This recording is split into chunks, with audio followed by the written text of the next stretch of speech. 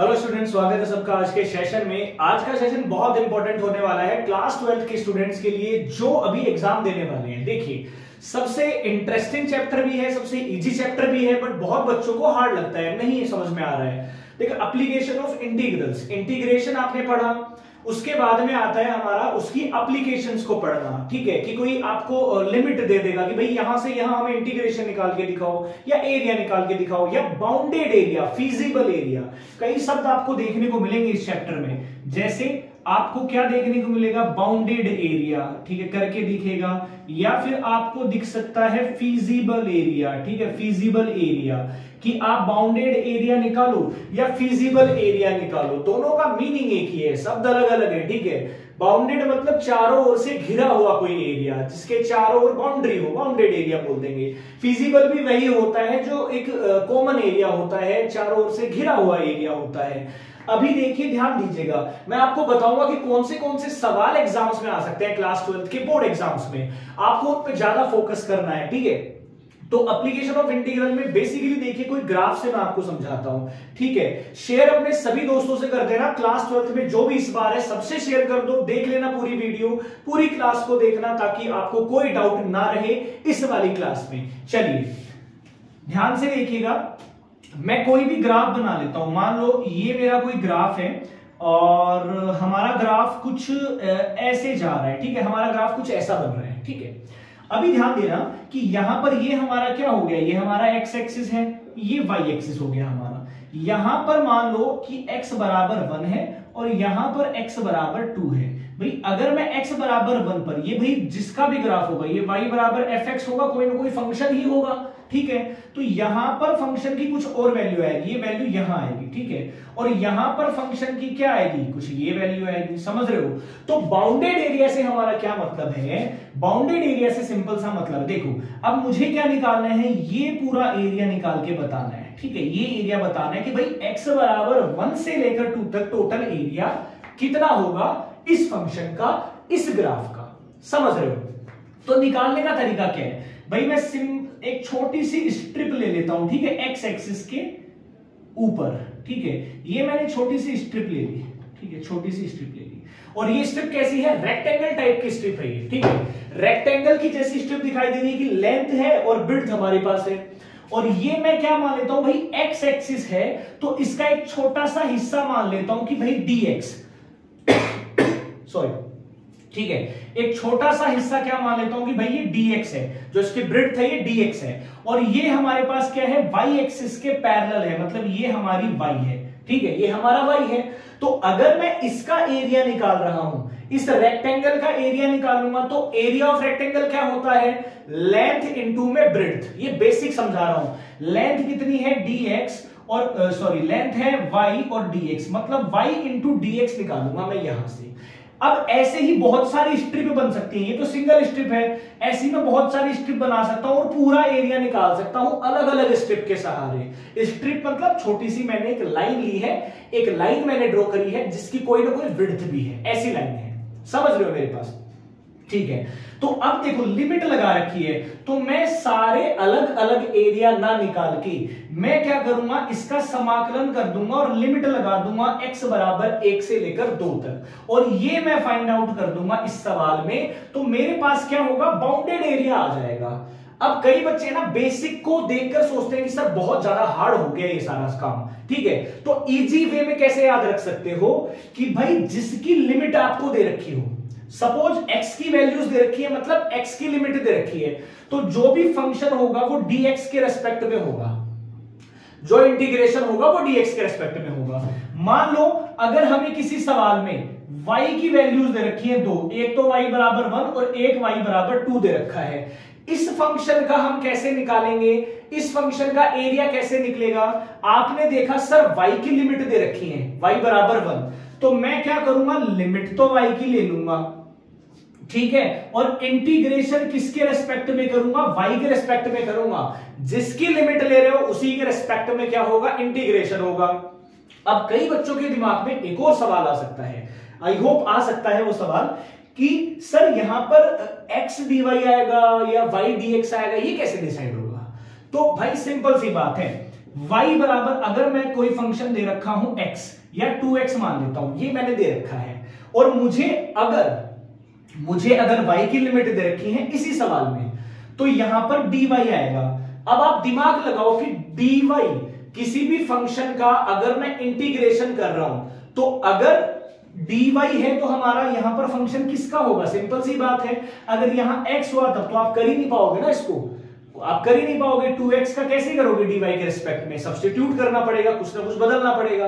तो यहां पर आपको पता है कि y की वैल्यूज ही आएंगी, तभी आप इंटीग्रेशन कर पाओगे। तो अगर dy है तो सारा फंक्शन x बराबर में लेना है, हमें y का मान रखना है यहां पर। और अगर हमारा dx है तो हमारा सीधा सीधा ये जो फंक्शन आएगा ना, वो भी x का ही आना चाहिए, क्योंकि x का फंक्शन का ही इंटीग्रेशन x के रिस्पेक्ट में होगा। तो एक तो ये चीजें हैं आपको याद रखने की।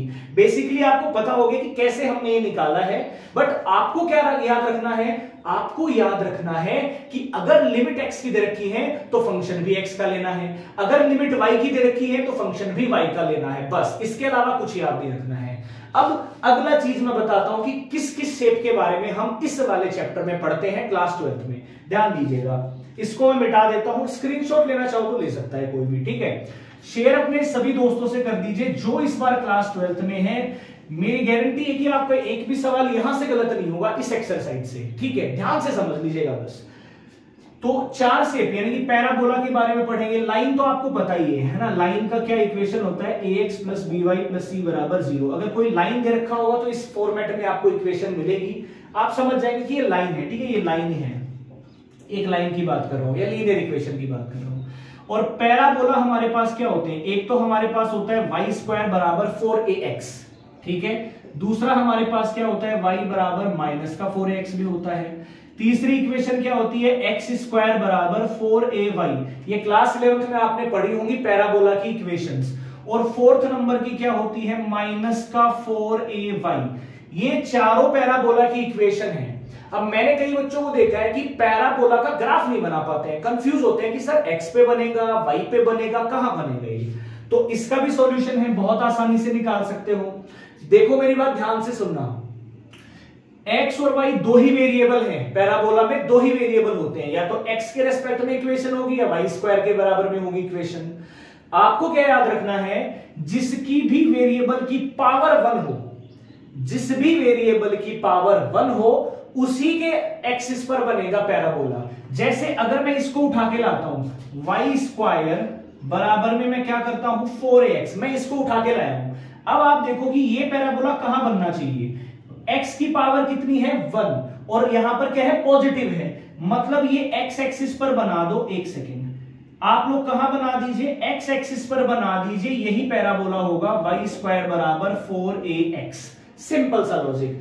अगर यहां पर दूसरी इक्वेशन आ रही है आपके पास, मान लो आ रहा है y स्क्वायर बराबर माइनस का 4ax, तो माइनस का 4ax आ रहा है। सबसे पहले आपको क्या देखना है कि किसकी पावर 1 आ रही है? तो पावर 1 x की आ रही है, बट माइनस में आ रहा है, मतलब माइनस वाली साइड बना दीजिए, ये आपका बन जाएगा बहुत आसानी से पैराबोला, ठीक है। और ये दोनों आप खुद से बना करके देखेंगे कि ये दोनों पैराबोला कहां बनने चाहिए, ठीक है। उम्मीद करता हूं ये चीज आपको पता चली होगी, ग्राफ कैसे बनाया जाता है, पैराबोला का ग्राफ कैसे बनता है। तीसरी चीज इसमें आती है इलिप्स, ठीक है, इलिप्स का क्वेश्चन भी आ जाता है, और आपको डीप में जाने की जरूरत नहीं है कि इलिप्स की इसेंट्रिसिटी क्या होती है, लेटस रेक्टम क्या होता है, ये सब नहीं सीखना हमें, ये सब 11th में सीख चुके तुम लोग, ठीक है। एक्स स्क्वायर अपॉन में A square plus Y square upon में बी स्क्वायर बराबर में 1, ये इलिप्स की इक्वेशन होती है। अब अगर इसमें a ग्रेटर देन b है, अगर a की वैल्यू बड़ी है b से, तब इलिप्स कैसा बनता है ये भी आपको पता होना चाहिए। अगर a हमारा बड़ा है तो इलिप्स हमारा क्या बन जाएगा? ऐसा बन जाएगा, ठीक है। ये कोऑर्डिनेट हमारे होंगे a और 0, और ये हो जाएंगे 0 और b, ठीक है। ये x एक्सिस के कोऑर्डिनेट होते हैं, y एक्सिस के होते हैं, ठीक है। अगर हमारा b बड़ा हो, ठीक है, b ग्रेटर देन a हो, तब भी इलिप्स आराम से बना सकते हो आप, उसमें ये बन जाएगा। अब की बार b हो गया बड़ा और a हो गया छोटा, बस इतना ही फर्क आता है, ज्यादा दिमाग नहीं लगाना है। लेकिन इसमें सवाल कैसे कैसे आते हैं ये बहुत जरूरी है सीखना आप लोगों के लिए। देखो, सवाल कई अलग अलग तरह से पूछ सकता है। एक सवाल क्या बोलेगा कि आपके पास ये दे देगा कि एक्स स्क्वायर अपॉन ए square plus Y square upon B square और बराबर में 1। आप एरिया बाउंडेड निकालो फर्स्ट क्वाड्रेंट का। ध्यान से सुनना मेरी बात, area bounded by first quadrant. अब फर्स्ट क्वाड्रेंट हमारा क्या है, सिर्फ ये वाला है, ये वाला है। तो आपको क्या सिंपल सा फॉर्मूला लगाना है, लिमिट आप लगा दोगे जो भी 0 से a लगानी है। तो अगर x एक्सिस की लिमिट लगाओगे तो सारा फंक्शन भी x में लेना है आपको, ये वाली चीजें मैं बताऊंगा कैसे करना है, पहले समझ लो। और अगर मैं y की लिमिट ले रहा हूं तो फंक्शन भी y में लेना पड़ेगा। एक तो ये सवाल हो गया कि फर्स्ट क्वाड्रेंट में बताओ। एक सवाल ऐसा हो सकता है कि area bounded by the ellipse, सिर्फ इतना आएगा, कोई फर्स्ट क्वाड्रेंट नहीं बोलेगा, कोई सेकंड क्वाड्रेंट नहीं बोलेगा, सिर्फ area bounded by the ellipse. तो इलिप्स जब भी पूरा है तो आपको पता है कि जितना एरिया इसका होगा उतना ही इस हिस्से का होगा और उतना ही इस हिस्से का होगा और इसका भी उतना ही होगा। तो आप क्या करेंगे, चारों का अलग अलग ना निकाल के जो हमारा फॉर्मूला होगा, आंसर आएगा, उसको 4 से गुणा कर देंगे। सिंपल सी बात है, ठीक है। और इलिप्स का सवाल आने के चांसेस बहुत ज्यादा हैं, या तो पैराबोला या इलिप्स, ठीक है। डायरेक्ट स्टैंडर्ड आपके पास पूछा जा सकता है। ये हमारा क्या है, यही हमारा क्या बोलते हैं इसको, एप्लीकेशन ऑफ इंटीग्रल्स। और इसके अंदर 3 फॉर्मूला यूज होते हैं, सिर्फ बेसिकली 3 ही फॉर्मूला यूज होंगे। मैं फॉर्मूला भी लिखा देता हूं आपको, सभी बच्चे ध्यान रखा करो, वही 3 फॉर्मूला यूज होंगे और मैक्सिमम एक सबसे ज्यादा यूज होता है, ठीक है। एक सबसे ज्यादा यूज होता है। फॉर्मूलाज में आपको बता देता हूं कौन से फॉर्मूलाज का हम यूज इसमें बेसिकली करने वाले हैं।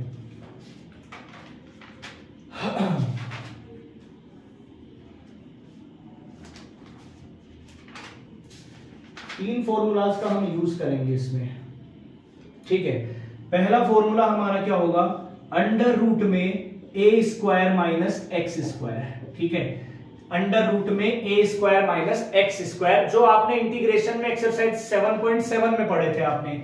अब ए स्क्वायर माइनस एक्स स्क्वायर हमारे पास क्या होता है, ये हमारे पास होता है x बटे 2 under root A square minus x square, minus में हमारे पास क्या हो जाएगा, प्लस में ए स्क्वायर बटे 2 साइन इनवर्स x अपोन में a प्लस सी। ये मस्ट फॉर्मूला है, मैक्सिमम 95% आपका यही यूज होने वाला है जब आप एप्लीकेशन ऑफ इंटीग्रल करेंगे, सॉल्व करेंगे। और दूसरा फॉर्मूला क्या होता है, अंडर रूट में x square plus A square, ये हमारे पास होगा। इसमें हम क्या यूज करेंगे, सारे फॉर्मेट सेम चलेंगे। एक्स बटे 2 आएगा same, X square plus A square आएगा सेम, ए स्क्वायर बटे 2 आएगा सेम, आगे आ जाएगा लोग x प्लस में under root X square plus A square plus C. ये थोड़ा सा चेंज आया है बस इसमें। और ऐसे ही तीसरा फॉर्मूला है, लास्ट फॉर्मूला है, x square minus A square dx. X बटे 2 आएगा सेम, आगे ये भी हमारे पास सेम आ जाएगा, x square minus A square. अब यहां क्या आ जाएगा, फॉर्मूले माइनस है तो सिर्फ ये माइनस आ जाएगा, ए स्क्वायर बटे 2 लोग x plus X square minus A square plus C, ठीक है। ये हमारे होते हैं 3 फॉर्मूला। सिर्फ यही 3 फॉर्मूला हमें बार बार यूज करने हैं जब भी हम इस एक्सरसाइज में सवाल निकालेंगे। अब मैं आपको एग्जांपल्स बताता हूं, क्योंकि हो सकता है एग्जांपल्स में से क्वेश्चन है, ठीक है। बाकी क्वेश्चंस को आप निकाल करके देखना, एग्जांपल को अच्छे से समझो कि करना क्या होता है इस सवालों में। तो स्टार्ट करते हैं हम क्लास 12th के जो एक्सरसाइज 8 है उसके एग्जाम्पल, जो एनसीईआरटी के आपके एग्जाम्पल्स हैं। ध्यान से समझने का प्रयास करेंगे और खुद से निकालने की कोशिश करेंगे। और किसी भी स्टूडेंट को अगर यहां से कोई सवाल नहीं आता एक्सरसाइज का तो डेफिनेटली मुझे बताएंगे, ताकि मैं उसका सॉल्यूशन अपलोड कर सकूं आप सभी बच्चों के लिए। बट निकालना आप लोगों को है, एग्जाम बहुत पास में है, ठीक है। और अगर कोई एक्सरसाइज आपको नहीं समझ में आई है तो यहां बता सकते हैं, ठीक है। पहला एग्जाम्पल देखिए, एग्जाम्पल नंबर 1। आपको क्या निकालना है, क्वेश्चन नंबर 1 डाल रहा हूं बट ये एग्जाम्पल एनसीईआरटी का है। X square plus Y square बराबर A square, area bounded by the circle. अब आपको पता होगा ये सर्किल की इक्वेशन होती है, x square plus Y square बराबर आर स्क्वायर। आर यहां पर ए का काम कर रहे हैं। इसका हमें क्या करना है, एरिया बाउंडेड निकालना है। तो सबसे पहले यार एक काम करूं, आपको पता है कि ये रेडियस है ए, तो एक सर्किल बना लो रेडियस a का, मतलब ये a और 0 होगी, ये भी हमारी क्या होगी 0 और a होगी, ये भी हमारी क्या होगी a ही होगी, यानी माइनस a और 0, और ये हमारे पास हो जाएगी 0 माइनस a, क्योंकि रेडियस तो सारी सेम रहती है। अब हमें देखो इसमें कोई भी फर्स्ट क्वाड्रेंट नहीं बोला गया है, मतलब हमें पूरे सर्किल का एरिया निकालना है। अब पूरे सर्किल का निकालूंगा तो मैं क्या करूंगा, मैं इसका एरिया निकाल लूंगा और उसको 4 से गुणा कर दूंगा, ठीक है। अब आप दोनों तरीके से निकाल सकते हो भाई, जिसको पसंद हो वो x की लिमिट ले ले, और जिसको लगता हो नहीं सर मुझे तो y अच्छा लगता है तो y की लिमिट ले लेगा, कोई दिक्कत वाली बात नहीं है। मैं यहां पर क्या ले लेता हूं, x की लिमिट ले लेता हूं, पहले ही मैं 4 से गुणा कर लेता हूं जो भी आंसर आएगा। x की लिमिट क्या है, देखो ये है हमारा 0 0, 0 से लेकर a तक x की लिमिट है, तो मैं रख लेता हूं 0 से a, रख लिया आपने, यहां पर x की लिमिट होगी हमारी 0 से a। अब आपको पता है कि यहां क्या आएगा dx, और यहां पर जो भी आएगा ना वो x की फंक्शन आएगा, x का फंक्शन आएगा, मतलब y के बराबर में निकालना पड़ेगा। यहां से अगर मैं y स्क्वायर निकालूं तो मेरे पास आएगा a square minus x square, और y निकालूंगा तो ये अंडर रूट में आ जाएगा, मतलब यहां पर क्या आने वाला है a square minus x square.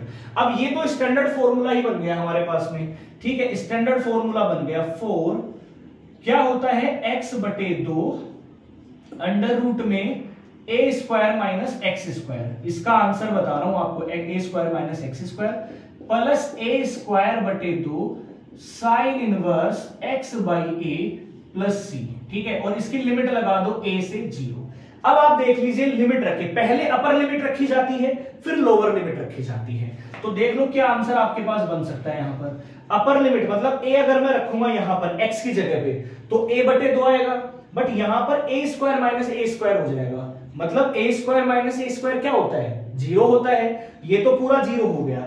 अब a यहां भी रखूं तो a, ये a आएगा है ना, सॉरी a स्क्वायर ही आएगा, यहां भी कोई दिक्कत नहीं है, a स्क्वायर बटे 2 आ गया। साइन इनवर्स x की जगह a रखना है, a बटे a क्या होता है 1, और साइन 1 किसकी वैल्यू होती है पाई बाई 2 की वैल्यू होती है, तो यहां पर मेरे पास आएगा a स्क्वायर बटे 2, ठीक है, इनटू में हमारे पास आएगा पाई बाई 2, साइन 90 का मान 1 होता है, माइनस हमारे पास आ गया, ठीक है, यहां पर माइनस आ गया। अब 0 भी रखो तो देखो 0 रखूंगा तो 0 बटे 2 ये पूरा 0 हो गया, उसकी वजह से फिर से यहां 0 रखूंगा तो ये पूरा भी 0 आ गया, मतलब ये यही खत्म हो जाएगा। अब ये देखो ये 4 है, ये 2 दूनी 4, ये सारे कट जाएंगे, क्या आंसर आएगा पाई a स्क्वायर, इस सवाल का आंसर आएगा। अब कोई बच्चा सोचता है कि सर y से अगर मैं y रखूंगा dy तो मेरा अलग आंसर आएगा क्या, बिल्कुल नहीं आएगा। जब आप y रखोगे तो भी लिमिट तो 0 से a ही है, क्योंकि ये वैल्यू भी a है, ये वैल्यू भी a है, आंसर सेम ही रहेगा इस सवाल का। तो ऐसे निकाला जाता है कोई भी सवाल, जिसकी लिमिट ले रहे हो उसी का फंक्शन लेना है, ये याद आपको रखना है। जब भी एक्सरसाइज 8 का सवाल सोल्व कर रहे हो आपका कोई भी सवाल गलत नहीं हो सकता है इस तरीके से, ठीक है। एक और सवाल देख लेते हैं, एक और एग्जांपल जो इलिप्स का है, ठीक है, एक और एग्जांपल जो इलिप्स का है। बाकी इसमें जो भी क्वेश्चन नहीं आएगा एक्सरसाइज से आप मुझे कमेंट करके जरूर बता देना कि सर 8.1 में ये नहीं आया, 8.2 में नहीं आया, आप बता सकते हैं। मैं एग्जांपल्स आपको सिखा रहा हूं कॉन्सेप्ट के साथ में। देखिए अगला एग्जांपल है एक्स स्क्वायर अपॉन ए square plus Y square upon B square बराबर 1, area bounded by the ellipse, ये हमें बताना है, ठीक है। अब ध्यान दो कि देखो मैं क्या करता हूं, इलिप्स बना लेता हूं एक बार, तो ये मैंने इलिप्स बना लिया है, और ये मेरा है a और 0 और ये मेरा है 0 और b, ठीक है, मैंने ये लिख लिया है क्योंकि मैंने बताया था a होता है x एक्सिस की दूरी और b होता है y एक्सिस का डिस्टेंस। अब ध्यान दो अगर मैं इसका एरिया निकालूं यहां से, ठीक है, और उसको 4 से गुणा कर दूंगा तो पूरे इलिप्स का आ जाएगा मेरे पास, ठीक है, ये बात देखो। और लिमिट अगर मैं x की ले रहा हूं 0 से a तो मैं पहले ही एक तो 4 से गुणा करता हूं और 0 से a ले लेता हूं, लेकिन अब क्या करना पड़ेगा, इस सारे को y के बराबर में लाना पड़ेगा। तो मैं क्या करूंगा, देखो ये पूरा उठ के कहां चला जाएगा, उधर चला जाएगा, यानी कि y square upon B square बराबर क्या हो जाएगा 1 माइनस एक्स स्क्वायर अपॉन ए स्क्वायर। यहां से y स्क्वायर का मान क्या आएगा b स्क्वायर और 1 माइनस एक्स स्क्वायर अपॉन ए स्क्वायर आ जाएगा। आगे सोल्व करूंगा तो y स्क्वायर क्या आ जाएगा बी स्क्वायर, इसका एलसीएम ले लो a स्क्वायर आएगा, तो ये a स्क्वायर बाहर आ जाएगा और ये बचेगा a square minus x square. अब y निकाल लो, y करूंगा तो अंडर रूट लग जाएगा, और अंडर रूट लगेगा तो b और a तो बाहर आ जाएगा, यानी कि 4b अपॉन a, ये तो बाहर निकाल दिया। फिर से क्या बचा, a square minus x square बचा dx, और इसका सॉल्यूशन आप लोगों ने बहुत अच्छे से निकाला है। इसका सॉल्यूशन पिछले ही सवाल में निकाला है, तो याद भी रख सकते हो। क्या पिछले सवाल में आया था, पाई a स्क्वायर बटे में 4, ये इसका सॉल्यूशन था। बाहर इससे गुणा कर दीजिए, सवाल खत्म हो गया आपका।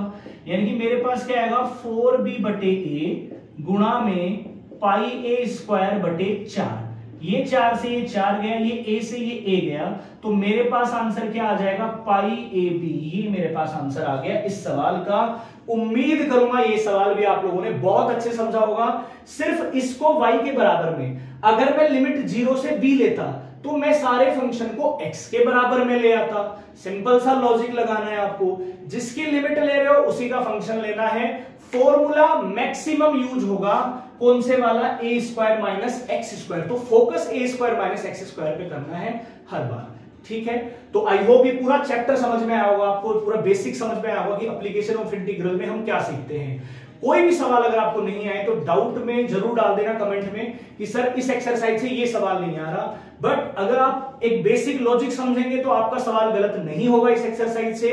नेक्स्ट वीडियो में कोई नई एक्सरसाइज में लेकर आऊंगा क्लास 12 के लिए, ताकि आप लोगों को कोई भी दिक्कत ना हो, कोई परेशानी ना हो। जय हिंद।